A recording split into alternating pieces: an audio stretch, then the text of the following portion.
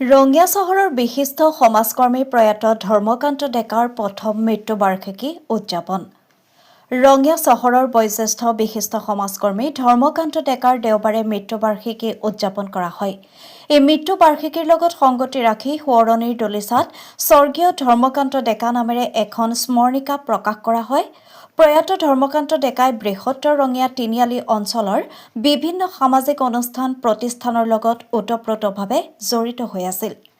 সমাজ আৰু সামাজিক জীৱনৰ বিভিন্নজনৰ সুখ দুখৰ সৈতে তেখেতে নিবিড়ভাৱে জড়িত হৈ আছিল।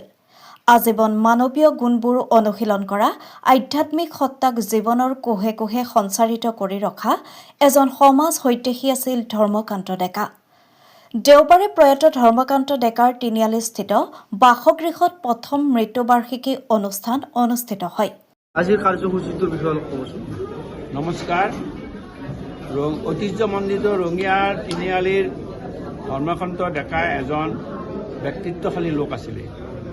তেখেতসকলৰ পৰিয়ালবৰ্গ আজিৰ পৰা 140 বছৰমান আগতে বৰভাগৰ পৰা আহি ইয়াতে স্থায়ীভাৱে বসবাস কৰিবলৈ গৈছিলে আৰু তেতিয়াৰ পৰাই এই পৰিয়ালটোৱে এই সমাজ জীৱন, এই সংস্কৃতি, আমাৰ যি সভ্যতা, এই সভ্যতা সংস্কৃতিৰ লগত তেখেতসকলে বিলীন হৈ আমাৰ ৰঙিয়া গঢ়াত তেখেতসকলক অসীম সহযোগিতা আগবঢ়াইছিল।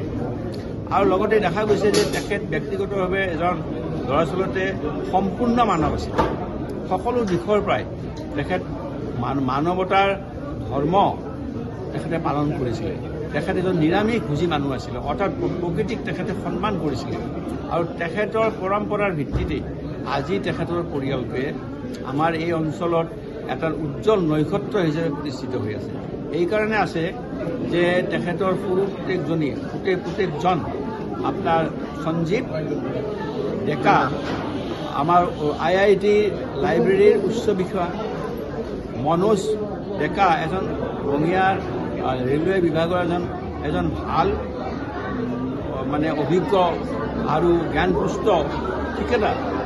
গতিকে এই সমাজ জীৱন, সমাজঘৰ, ঠিকাদাৰ মানে এইটো টকা পইচা থাকে, লেনদেন থাকে, কিন্তু দৰাচলতে ঠিকাদাৰবিলাক হৈছে সমাজ গঢ়াৰ ক্ষেত্ৰত তেওঁলোকৰ এটা অৱদান আছে।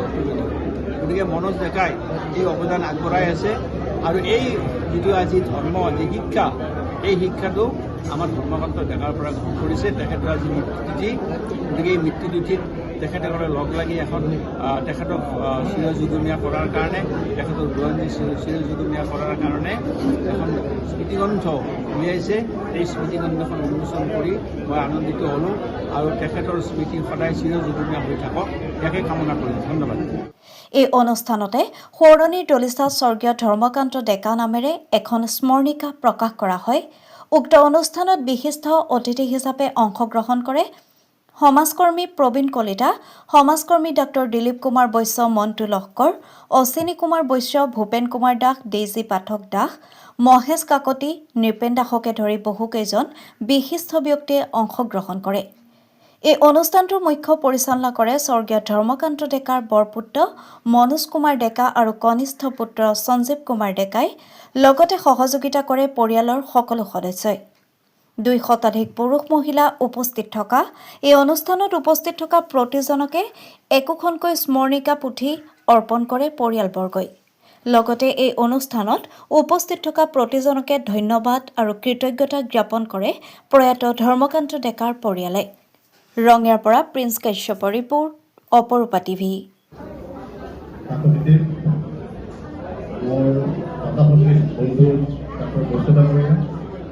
আৰু অন্যান্যসকল আজিও আচলতে এইখিনি মুহূৰ্তত ভাষণ দিয়াৰ কোনো পৰিৱেশ নাই। আৰু আজি যিজনৰ কৰ্মৰ কাৰণে, যিজনৰ স্মৃতিৰ কাৰণে আমি ইয়াত উপস্থিত হৈছোহি, পোনপ্ৰথমে তেখেতৰ শ্ৰদ্ধাৰে সোঁৱৰিছোঁ। শ্ৰদ্ধাৰে উচ্চসুক্ত নয়নেৰে তেখেতক নমস্কাৰ জনাইছোঁ আৰু তেখেতৰ আত্মাই যাতে স্বৰ্গত চিৰশান্তি লাভ কৰে তাকেই প্ৰাৰ্থনা কৰিছোঁ। আৰু তেখেতৰ আত্মাই তেখেতৰ পৰিয়ালটোক অহৰ্নিশে প্ৰতিটো কল, প্ৰতিটো ক্ষণত আশীৰ্বাদ দি থাকক আৰু পৰিয়ালটোৱে তেখেতে বিচৰা ধৰণে সমাজত উজলি থাকক তাকেই কামনা কৰিছোঁ।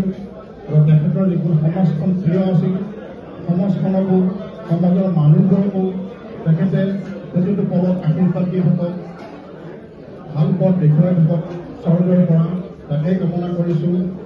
আৰু এটা কথা কওঁ শেষত যে মানুহৰ মৃত্যুটো অনিবাৰ্য, মৃত্যুটো হ'বই, কিন্তু কিছুমানৰ মৃত্যুত আমি বহুত কান্দোঁ, কিছুমানৰ মৃত্যুত আমি ভাবোঁ। গতিকে ধৰ্মপুৰা বা খুৰা বুলি মাতিছিলোঁ, তেখেত এনেকুৱা এজন ব্যক্তি যে তেখেতৰ মৃত্যুত আমাৰ এই অঞ্চলৰ ৰঙিয়া অঞ্চলৰ সকলো মানুহে কান্দিছিল। কিয় কান্দিছিল? তেখেতে জীৱিত কালত যিখিনি কৰ্ম কৰি থৈ গৈছে, অতি আদৰণীয় কৰ্ম, আদৰ্শৰ কৰ্ম, সমাজৰ কৰ্ম, সমাজখন আগুৱাই নিয়াৰ কৰ্ম। ৰঙিয়া তিনিআলি বা উত্তৰ ৰঙিয়া বা ৰঙিয়া অঞ্চলৰ এনেকুৱা এটা অনুষ্ঠান নাই, সামাজিক অনুষ্ঠান নাই, যিটো অনুষ্ঠানত প্ৰয়াত ধৰ্মকান্ত ডেকা জড়িত হোৱা নাছিল। ইয়াত জংঘল ধৰ্মৰ পৰা আজিলৈ এই মুহূৰ্তলৈকে যিমানবিলাক অনুষ্ঠান হৈছে, প্ৰতিটো অনুষ্ঠানত তেখেতৰ ওতঃপ্ৰোতভাৱে সহযোগ, ওতঃপ্ৰোতভাৱে সমন্বয়, সেই কথা আমি কেতিয়াও পাহৰিব নোৱাৰোঁ। ইয়াতে মই সামাজিক হিচাপে ব্যক্তি হিচাপে মই প্ৰতিষ্ঠা লাভ কৰিছোঁ এই ৰঙিয়া অঞ্চলত।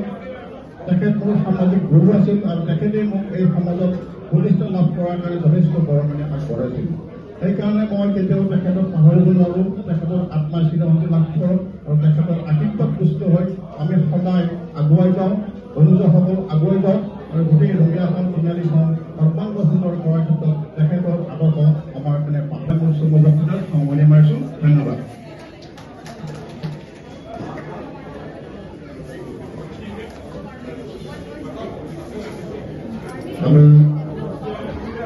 প্ৰিয় দৰ্শক, আপোনাক অপৰূপা টিভিৰ তৰফৰ পৰা বিনম্ৰভাৱে অনুৰোধ কৰিছোঁ, এই চেনেলটো আপুনি ছাবস্ক্ৰাইব, শ্বেয়াৰ, ফলোইং, লাইক আৰু কমেণ্ট কৰি লগতে কাষতে থকা বেল আইকনটো ক্লিক কৰি আমাক আপুনি সহায় কৰে যেন।